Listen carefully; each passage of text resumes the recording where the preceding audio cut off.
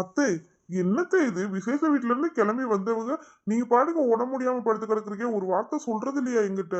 நாங்க அங்கேயே வச்சு பாத்துருப்போம்ல. ஐயோ, அதெல்லாம் ஒண்ணும் இல்ல மாப்ள. சும்மா லேசாக காய்ச்சல்னு தான் நினைச்சேன். இவ்வளவு தூரம் முடியாம போகும்னு எனக்கு தெரியல. பரவாயில்ல, நான் சமாளிச்சுட்டேன். இப்ப லேசா தான் இருக்குது.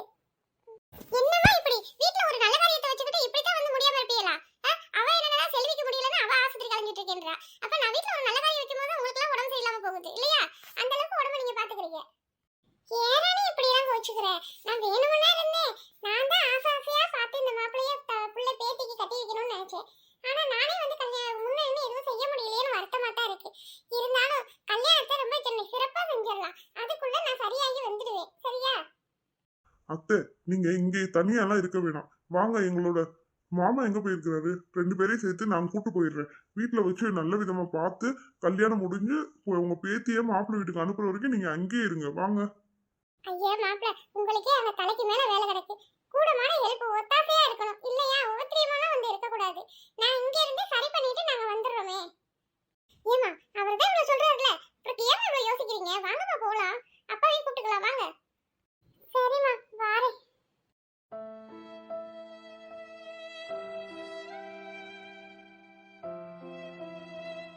சரி, நீங்க துணிமணிலாம் எடுத்துட்டு வெளியே வாங்க, நான் போய் கார் ரெடி பண்ணி வைக்கேன். மாப்பிள்ள, கொஞ்சம் பொறுமையாவே போங்க மாப்பிள்ள. சரிம்மா, எல்லாம் உள்ள வாங்க. நான் போய் கதவை திறக்கேன். அம்மா, கொஞ்ச நேரம் இங்க உட்காரு. நான் உனக்கு சூடா கஞ்சி வச்சு எடுத்துட்டு வரேன். குடிச்சிட்டு போய் நீ கொஞ்சம் படுத்துக்கலாம். சரியா? ஏங்க, நீங்க உள்ள போய் சோனியை வர சொல்லுங்களேன் கொஞ்சம். இல்லாட்டி சத்யாவை கூட வர சொல்லுங்க. யாரோ ஒருத்தர் வர சொல்லுங்க. சோனி, பத்திரிக்கை எல்லாம் அடிச்சே கொடுத்தாச்சு. யார் யாருக்கு எத்தனை பத்திரிக்கை வேணும்ன்றதை நீ தான் இப்ப கவுண்ட் பண்ணி சொல்லணும். உனக்கு எத்தனை பேர் கொடுக்க போற? சோபி, நீ எத்தனை பேர் கொடுக்க போற? எல்லாம் எனக்கு கவுண்ட் பண்ணி சொன்னீங்கன்னா நான் அம்மா அப்பா கிட்ட போயிட்டு நான் பேசிடுவேன். இது இன்னும் பத்திரிக்கை வரவே இல்லைல்ல, அதுக்குள்ள ஏன் கணக்கு போட்டுட்டு இருக்கிற? ஏடி, பார்க்க தாண்டி நாள் இருக்கிற மாதிரி தெரியும். ரொம்ப வேகமா ஓடிடும். அப்புறம் வந்து யார் உனக்கு கொடுக்கல எனக்கு கொடுக்கலன்னு எல்லாரும் விட்டு போச்சுன்னு சண்டை போட ஆரம்பிச்சிருவாங்க.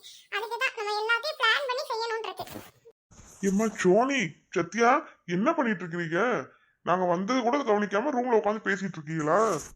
சோபி, நீ எப்பமா வந்த? பெரியப்பா, எனக்கு சனி ஞாயிறு லீவு பெரியப்பா. அதனால அண்ணன் வந்து என்ன விட்டுட்டு போனான். சரி மக்களே, தாத்தா பாட்டி வந்திருக்காங்க. வந்து தாத்தா பாட்டிகிட்ட பேசுங்க வாங்க. பாட்டிக்கு உடம்பு சரியில்லை, அதனால நாங்க இங்க கூட்டிட்டு வந்திருக்கோம். நீங்க தான் 3 பேரும் அவங்கள நல்லா பாத்துக்கணும். சரியா? வாங்க போலாம். என்னப்பா சொல்றீங்க? பாட்டிக்கு என்ன செய்யுது? வரும்போதே இப்ப ஊசி போட்டு கூட்டு வந்திருக்கலாமே. இல்ல மக்களே, அவங்களுக்கு உடம்புல பிரச்சனை இல்ல, மனசுலதான் பிரச்சனை. அதனாலதான் சரி தனியா விட வேணாம் அப்படின்னு தாத்தாவையும் சேர்த்து கூப்பிட்டுட்டு இங்க நம்ம வீட்டுக்கு அழைச்சிட்டு வந்தாச்சு. இப்போ இங்க வந்ததுக்கு அப்புறம் நீங்க எல்லாரும் அவங்கள்ட்ட ஃப்ரெண்ட்லியா பேசி நல்லா அவங்கள சந்தோஷமா வச்சுக்கிட்டாலே அவங்க மனசுல இருக்க கவலை எல்லாம் போயிடும், காய்ச்சலும் சரியாயிடும். சரிப்பா, நாங்க பாத்துக்கிறோம். இப்ப உங்களை அம்மா கிச்சனுக்கு கூப்பிட்டா யாராவது ஒருத்தர் போய் ஹெல்ப் பண்ணுங்க போங்க. பெரியப்பா, நான் போறேன் பெரியப்பா. பாட்டி, தாத்தா, வாங்க என்னப்பா. நல்லா இருக்கீங்களா? விசேஷம்லாம் நல்லபடியா முடிஞ்சாங்க தங்கங்களா? அதே எனக்கு கொஞ்சம் உடம்பு முடியாம போனதுனால தான் நான் வீட்டுக்கு போயிட்டேன். போட்டோ கூட எடுத்துக்க முடியல. கல்யாணத்தை சிறப்பா செஞ்சிடலாம். அதுக்கு தான் நாங்க முன்னாடியே வந்துட்டோம் 2 பேரும். சரியா? கல்யாணம் முடிஞ்சு சோனியை கொண்டு போய் அவங்க வீட்டுக்கார வீட்டுல விட்டுட்டு நாங்க போவோம் ஊருக்கு. சரியா தங்கா?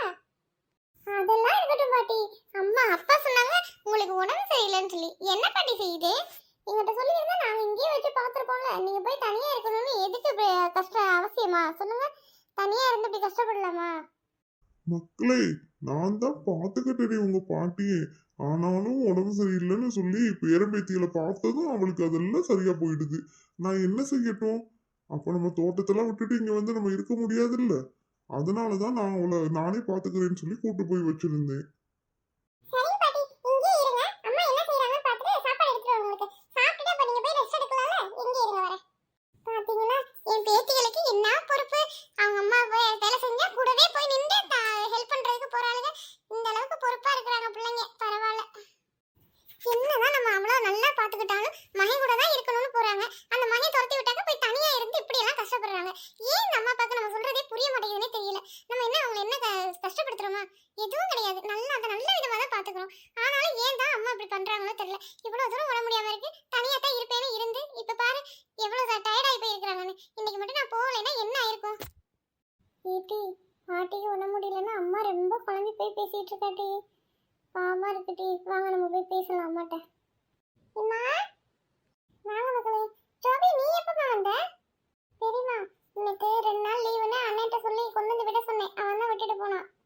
ஏம்மா, பாட்டியை தான் இங்க கூட்டு வந்தாச்சுல, அப்புறம் ஏன் இன்னும் நீ ரொம்ப டென்ஷனாவும் கவலையாவும் புலம்பிட்டே இருக்கிற? அவங்க நம்ம இங்க வச்சு சரி பண்ணிக்கலாம். இப்ப பாரு, எங்ககிட்ட அவன் பாட்டி ரொம்ப சந்தோஷமா ஜாலியா தான் பேசுனாங்க. அவங்க இங்க இருந்தாங்கன்னா சீக்கிரம் ரெக்கவர் ஆயிடுவாங்க. நீங்க அதை குறிச்சு கவலைப்படாதீங்க, நாங்க பாத்துக்கிறோம் பாட்டியை, சரியா? அதுக்கு இல்ல மக்களே, பொம்பளை பிள்ளை வீட்டுல உட்காந்து சாப்பிடறான்னு 4 பேர் சொல்லிடுவாங்களாமா. அதுக்காக நம்ம வீட்டுக்கு வந்ததோட போயிடணும் அப்படின்னு நினைக்கிறாங்க. இவங்களை நான் என்ன செய்யறது? நம்ம தானே பாத்துக்கணும்னு சொல்லி கூட்டு வந்து வச்சிருந்தோம்னா, இந்த மாதிரி விசேஷ நாள் அன்னைக்கு கூட ஒரு வார்த்தை கூட சொல்லாம உடம்பு சரியில்லைன்னு அவங்க படகு போயிட்டாங்க. இப்படி இருக்கிறவங்க நான் என்ன பண்றது? இந்த செல்வியும் அதுக்கேற்ற மாதிரி பண்றா. சரிம்மா, பாட்டிக்கு என்ன சாப்பாடு செஞ்சிருக்கீங்க? சூடா கஞ்சி வச்சு கொடுக்கலான்னு தாண்டி வந்தேன். இப்பதான் அரிசி எடுத்து தண்ணியில போட்டுருக்கேன். கஞ்சி வச்சு கொடுத்தோம்னா வாய்க்கு கொஞ்சம் ஊறுகாய் வச்சு சாப்பிடும்போது ருசியா இருக்கும்ல, அதுக்கு தான் செய்யலாம்னு வந்தேன். அம்மா, அவங்க வீட்ல இருக்கும்போது பாட்டி வாய்க்கு அததான் நல்லா இருக்குன்னு வச்சு சாப்பிட்டாங்க. இங்க மெனக்கட கூட்டிட்டு வந்துட்டு இங்க வச்சு நீங்க அதையே கொடுத்தீங்கன்னா எப்படிமா? சிக்கன்லாம் வாங்கி வச்சது இருக்குதுல்ல, கொஞ்சமா கிரேவி வச்சு சாதம் வச்சு கொடுத்தீங்கன்னா அவங்க சாப்பிடுவாங்கல்ல. அப்புறம் ஏன் இப்படி பண்ணிட்டு இருக்கீங்க? சிக்கன் செஞ்சு கொடுங்கம்மா பாட்டிக்கு. பெரியம்மா, நாங்க ஹெல்ப் பண்றோம். நீங்க வேகமா குழம்புக்கு தேவையானதை எடுத்து கொடுங்க. நம்ம வெங்காயம் தக்காளி எல்லாம் வெட்டி தரோம். நீங்க ரெடி பண்ணிடலாம்ல? சரி மக்களே, நான் எல்லாம் எடுத்துறேன். இந்த பையன் கொஞ்சமாச்சும் கேக்குறானா? எப்ப பார்த்தாலும் நூடுல்ஸ் நூடுல்ஸ் நூடுல்ஸ். வேணாம்னு சொன்னாலும் கேட்க மாட்டேங்கிறான். அத மாதிரி செஞ்சு கொடுக்குறேன், மூஞ்சி தூக்கி வச்சுக்கிறான். நமக்கே கஷ்டமா போகுது. புள்ள மூஞ்சி தூக்கி வச்சுட்டு இருக்கானேன்னு நம்மளே அப்புறம் செஞ்சு கொடுக்குற மாதிரி ஆயிடுது.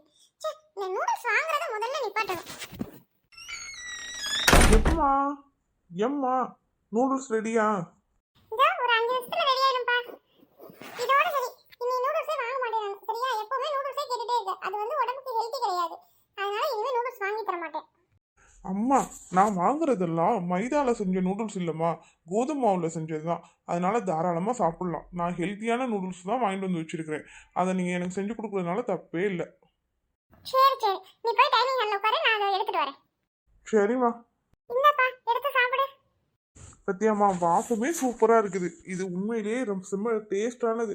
நீங்கள் கூட ஒரு தடவை சாப்பிட்டு பாருங்க, ரொம்ப பிடிக்கும் உங்களுக்கும்.